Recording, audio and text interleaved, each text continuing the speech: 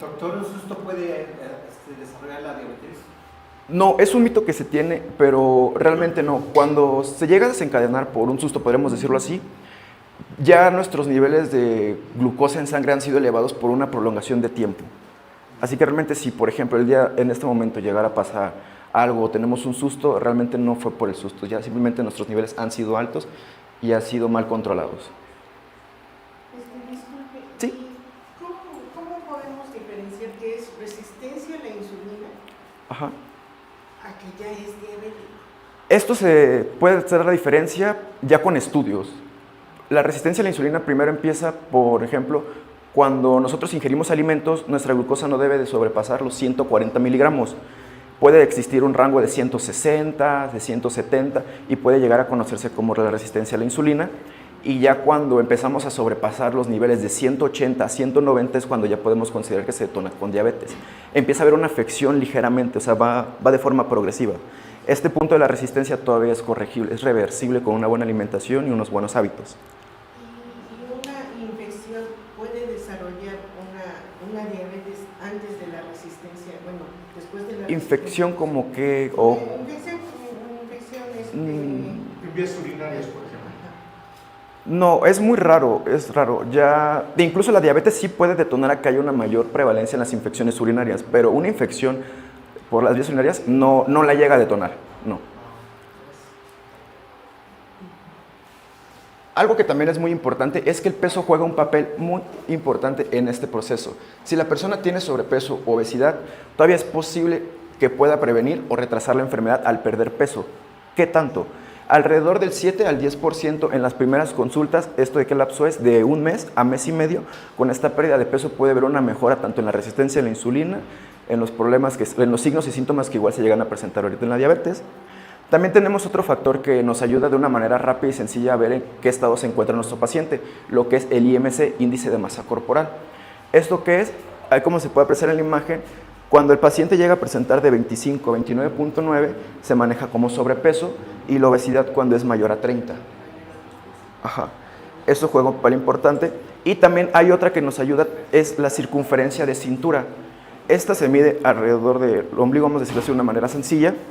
¿Y qué rangos manejamos? Para hombres tiene que ser de menor a máximo 94, menor de 80, se consideran los rangos adecuados, y en mujeres de 80 a 94 igual. Y no puede existir, esto nos va a ayudar a detectar si está el riesgo de la diabetes o incluso de otras enfermedades como el hígado graso y enfermedades cardiovasculares. Joven, Sí, dígame. yo entiendo que hablas del sobrepeso, ¿no? Sí, Es un factor muy importante sí. para el desarrollo de la enfermedad. Pero también me llama la atención que dice esa acción de un órgano. Ajá. Esencial. Ajá. En este caso, ¿verdad? Puede ser el órgano, la vesícula biliar. No, porque esta no interviene en ningún proceso de la insulina. Ahora sí, en la extracción o algo así de órgano tiene que ser especialmente el páncreas, porque es el productor de la insulina. Ahora sí sería el único órgano que intervendría para que podamos detonar. Sí, pero mira, independientemente de lo que nos explicas, Así es. yo de hecho, mi mamá padeció la diabetes durante 30, 25 años, ¿no? Entonces, genéticamente yo estaba yo propenso a esto. Y también al estilo de vida que llevó uno. A manera de comentario, es un comentario. Yo trabajé como profesor de educación física. Y entonces yo nunca tuve problemas de sobrepeso, el hecho de que no tuviera yo actividad física. Entonces, a mí todavía no me cabe el hecho de que se me haya desarrollado tan rápido. Bueno, uno de los factores también que puede ser y va a influenciar es la genética, como usted dice, a su madre, si ya ha cursado con diabetes, pues ya tenemos esa prevalencia. Ajá, ya es lo que podría influenciar. Y también no solo el de que sí, la sobrepeso o la obesidad, pero también pueden ser los malos hábitos de elección. Porque podemos estar con un bajo peso, con un peso normal, pero si nuestra alimentación no es la adecuada, también eso va a influenciar. Si tenemos un exceso en el consumo de refrescos, de sabritas, de galletas, de panes, por más actividad física que hagamos, también va a generar un impacto nocivo para nuestra salud. Y ya teniendo también los genes para detonarla, son dos cosas que se van a juntar. Sí, desde luego, es que tocan algunos factores, nada más, ¿no? Que Ajá. independientemente para mí, en mi concepto, existen muchos. Sí, factores. hay muchos más. La alimentación, el exceso de refresco, el exceso de todo lo que puede ser desarrollado, pero el mal, por Sí. decirlo así. Sí, hay muchos. De hecho, los que comenté son los más comunes o son los principales, pero como digo, hay muchos otros factores que tienen un papel. Sí. Entonces, sí, es lo que puede ser hereditario. Sí, la diabetes sí tiene factores hereditarios. Sí puede ser si ya mis abuelos, tanto mis papás, pues la detonaron. Puede que yo no la detone, pero ya esté en mis genes y mis hijos también pueden llegar a detonarla. Cualquier cosita. Sí, sí, De ahí que señala que por eso es multifactorial. exactamente. Porque intervienen varios factores, no Sí. solamente es uno el detonante. Ajá, no solo es uno detonante. Puede llegar a haber casos en los que nada más sea uno detonante, pero también pueden haber otros. Incluso los factores sociales, socioeconómicos y psicosociales pueden detonar esas enfermedades. ¿Sí? ¿Alguna otra pregunta? Sí. Una pregunta, ¿tomar en exceso cerveza también pega? Sí, sí, porque la cerveza, al ser un carbohidrato por la cebada y todo lo que contiene, eleva también nuestros niveles de glucosa y todos estos carbohidratos que se tienen se llegan a almacenar también en forma de triglicéridos en el tejido adiposo, que es esta parte de la cintura que tenemos. Así que sí, el consumo excesivo, frecuente y constante de alcohol también llegan a jugar un papel. Sí, sí, no se preocupe. Doctor, ¿qué significa Mediprax?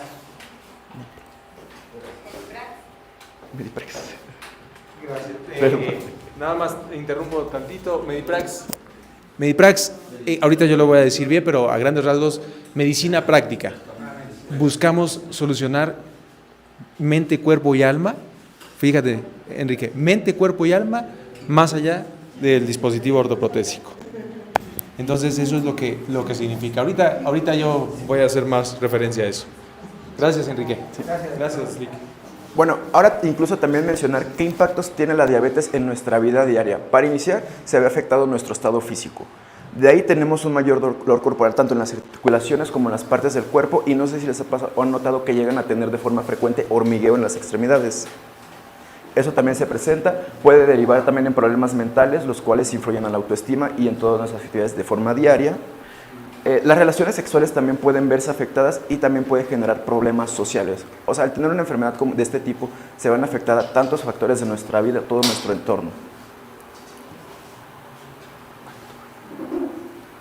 Bueno, ¿qué otras complicaciones tenemos en la diabetes tipo 2? Muchas veces igual llegamos a pensar que solo ese es el problema, son los niveles de glucosa elevado, de azúcar en sangre elevado, cuando no es así. Las complicaciones aparecen de manera progresiva y estas se derivan del cuidado que tiene la persona ante esta enfermedad. ¿Cuáles pueden ser? Pueden ser enfermedades cardiovasculares. Estas nos referimos, puede ser hipertensión, podemos tener arritmias, taquicardias e incluso infartos o preinfartos. También tenemos lo que es la neuropatía diabética. Estos ya son problemas a niveles periféricos del cerebro. También tenemos la nefropatía. Esto es como lo que les estaba mencionando, que hay infecciones de forma frecuente en las vías urinarias y también pueden detonar en insuficiencia renal crónica y si no se llega a tener un control adecuado, podemos desarrollar también, afectar tanto nuestro riñón que tengamos que realizarnos tanto diálisis como hemodiálisis.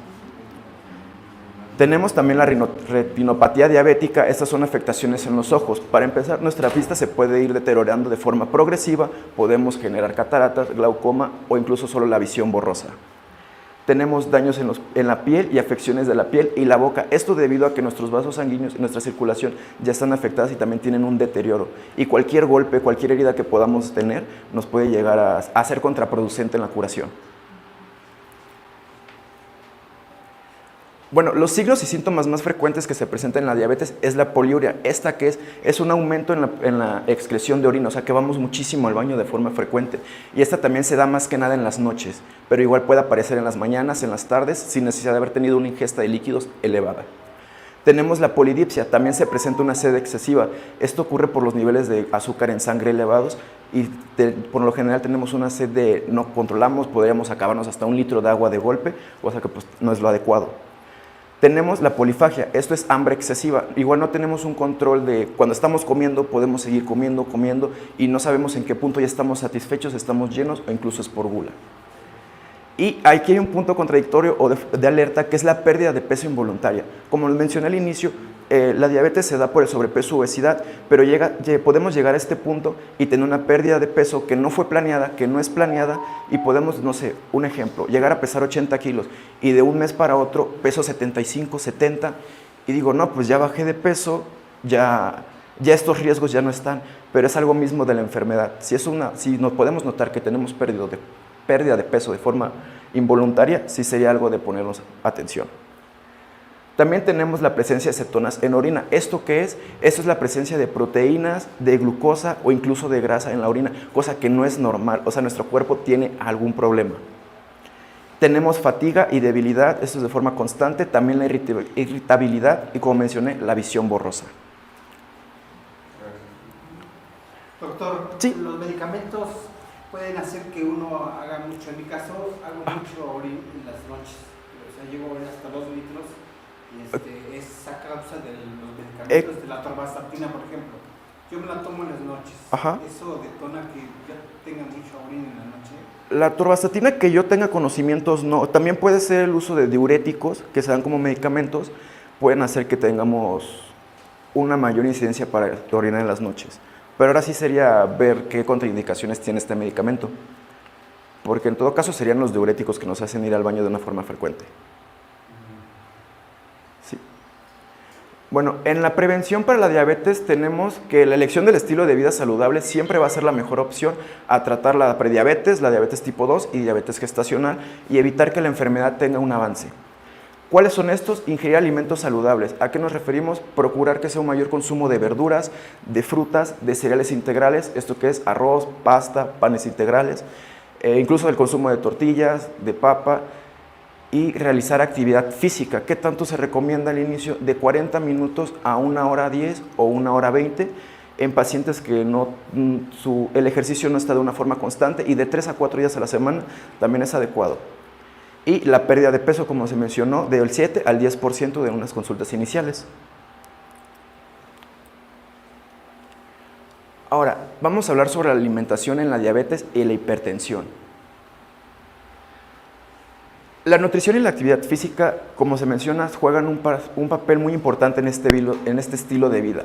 Tener una correcta alimentación y realizar ejercicio nos puede ayudar ¿a qué? A mantener los niveles de glucosa en sangre de una manera adecuada, la presión arterial en sus rangos óptimos, que es de 120 a 80 miligramos por decilitro, y el colesterol dentro de los valores deseados. También el bajar de peso o mantener un peso saludable, porque incluso cuando tenemos esto nos enfocamos tanto en bajar de peso, que el hecho de estar en un peso muy por debajo, como el IMC lo marcaba, de 18, también es perjudicial para nuestra salud.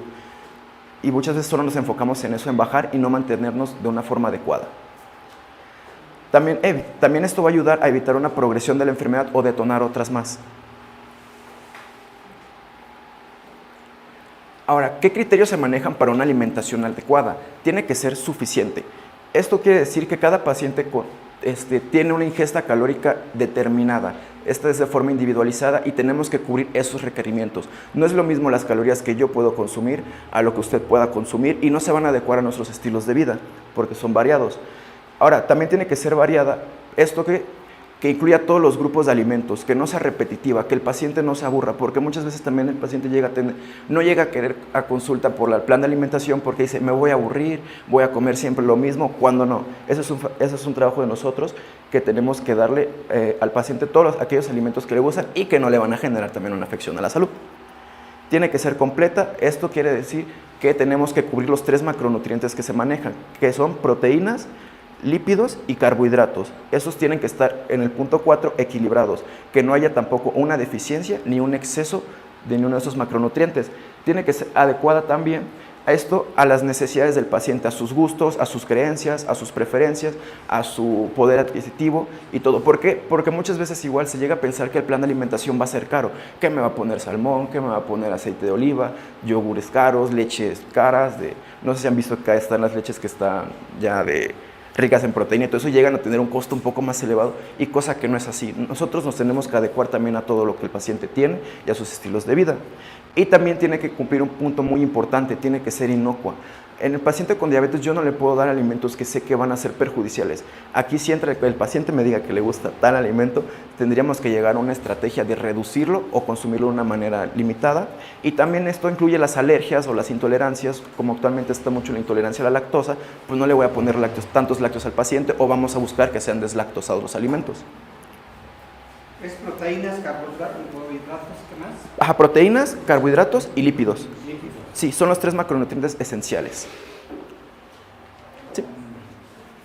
¿Qué medicamentos, qué comida es las proteínas? Por ejemplo, ¿lo puedes explicar? Y luego carbohidratos y lípidos. ¿Qué es lo que deben de comer? Bueno, todos los 3 son, ahora sí vamos a decir que son comida, son alimentos, solo que se determinan por la cantidad o el aporte que tienen de cada grupo. Las proteínas que incluyen, esto incluye lácteos, que son el queso, el yogur, la leche, el huevo, las carnes de res, de cerdo, pollo y también pescados y mariscos. Cerdo no. Sí, cerdo también, perdón. El cerdo también. Todo ese tipo de alimentos que conocemos de origen animal, alimentos cárnicos también. De ahí tenemos los carbohidratos. Esto que son principalmente se encuentran en frutas, en cereales, en algunas verduras también llegan a tener un aporte ligero de carbohidratos. Y también se incluyen incluso en los azúcares, que es el azúcar de mesa, la miel, todo ese tipo de endulzantes. Y los lípidos, por último, son las grasas, tanto los aceites que usamos para cocinar, la crema, el queso crema, la mayonesa, los aderezos, incluso aquí entra también lo que son las semillas, ¿cuáles? Nuez, almendra, pistaches, cacahuates, todos esos entran en lípidos. Pero como le digo, es por el nutriente que aporta en mayor cantidad, es como se dividen en cada grupo. Sí.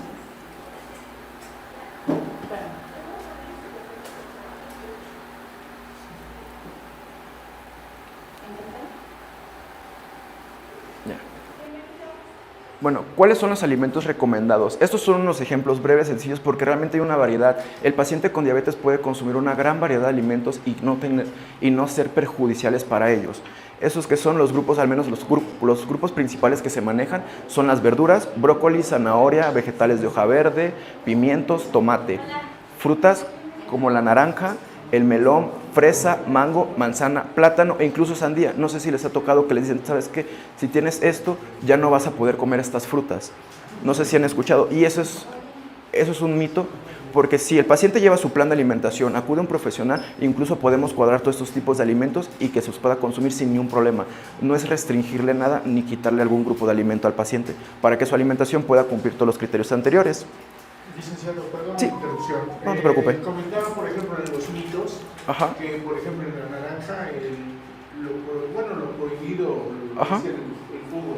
Ajá, en jugos sí. El jugo no. No, La fruta como tal sí. Exacto. Pero el jugo no, porque No. tiene una gran cantidad de fructosa. Exactamente. Lo que pasa con los jugos de frutas, aunque sean naturales, es que no vamos a tener todas las propiedades de la fruta, lo que es la fibra, sus vitaminas que se encuentran principalmente en las cáscaras.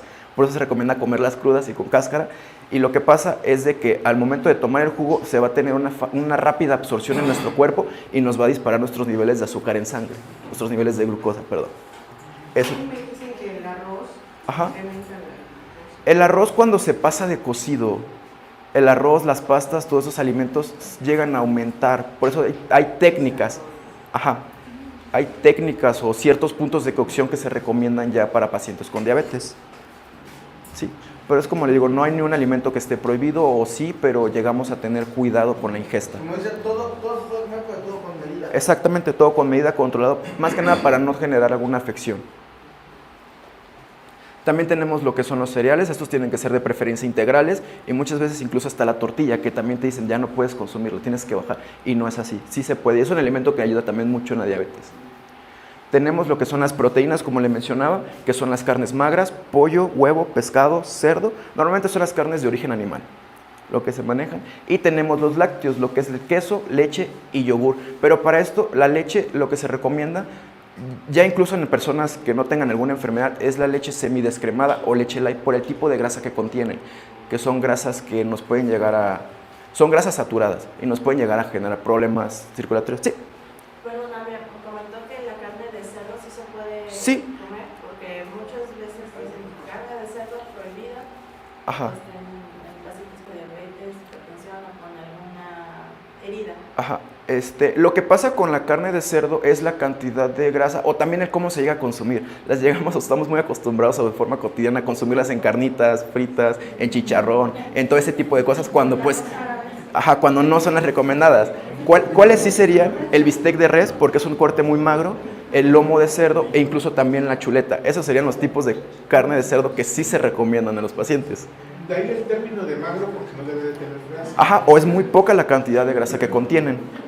Un pedacito de grasa. Quita la grasa, quita el sabor. Y ya.